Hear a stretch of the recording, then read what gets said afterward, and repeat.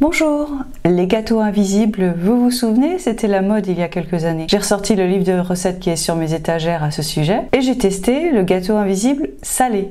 Un gâteau invisible, ça veut dire qu'il y a beaucoup de fruits ou beaucoup de légumes coupés en fines lamelles, ce qui fait un joli motif. Et par contre, il y a très peu de pâte, ce qui rend le gâteau léger. Ce gâteau aux pommes de terre et au fromage que j'ai préparé, on peut le déguster chaud ou froid. Il est donc idéal pour toutes les saisons. Et puis on peut le parfumer comme on veut, avec des herbes aromatiques, du fromage, varier les fromages. Et pourquoi pas encore ajouter des olives, de l'ail ou de la muscade. J'ai préparé la recette pour un moule de 18 cm de diamètre, ce qui permet d'avoir une belle hauteur de gâteau. Il nous faut 800 g de pommes de terre. J'ai pris des pommes de terre qui restent fermes à la cuisson. 50 g de fromage râpé. Dans la recette de base, c'est du Beaufort, mais on peut prendre n'importe quel fromage qui a du goût, c'est mieux.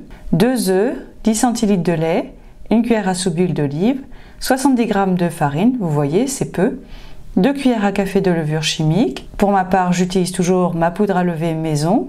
Vous pouvez voir la recette dans le i qui apparaît en haut à droite. Du sel et du poivre. Faut pas lésiner sur le sel pour que ça ait du goût. J'ai mis à peu près, on va dire, une bonne demi-cuillère à café. De la noix de muscade, de l'ail. J'ai mis 3 gousses. Ici, on aime bien l'ail, donc on n'hésite pas. Et des herbes aromatiques. Pour ma part, j'ai mis 3 brins de romarin. Et dans les idées de ce qu'on peut rajouter, eh bien, pourquoi pas des pruneaux pour faire une recette un peu à la bretonne comme le kung patates, ou alors ajouter des lamelles d'olive. Ça, c'est une idée de ma fille. Cette recette se prépare très vite au robot mixeur, c'est donc ce que j'ai fait. J'ai préparé la pâte en mélangeant dans la cuve les œufs, le lait, l'huile d'olive, la farine, la levure, le sel, le poivre, l'ail, les herbes et la muscade, un coup de mixeur pour obtenir une pâte homogène. J'ai ensuite épluché les pommes de terre, je les ai passées sous l'eau et je les ai essuyées. Je les ai coupées en tranches avec le robot. Vous pouvez aussi utiliser une mandoline, ce qui permettra d'avoir des tranches de pommes de terre plus fines. Évidemment, attention aux doigts. On mélange bien les lamelles de pommes de terre à la pâte. J'ai mis une couche de papier sulfurisé dans le fond de mon moule parce que c'est un moule à charnière et dans une précédente expérience, toute la pâte à gâteau était sortie par les trous, les petits trous qu'il y avait entre les deux parties du moule à charnière. Donc cette fois-ci, j'ai voulu faire ça mieux. Donc du papier sulfurisé et j'ai versé toute ma pâte dans le moule à gâteau.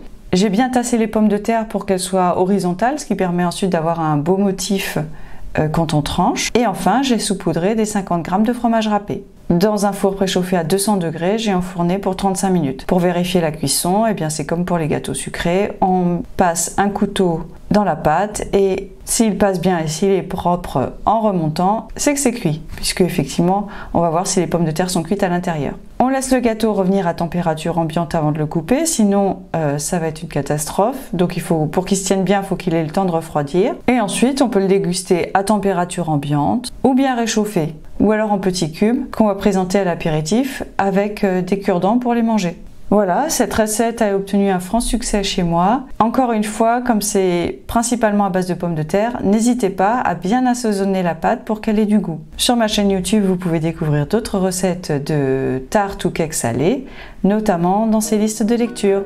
Et évidemment, n'hésitez pas à liker, à commenter, à vous abonner à ma chaîne si ce n'est pas encore fait. Cela permet de soutenir ma chaîne. À bientôt!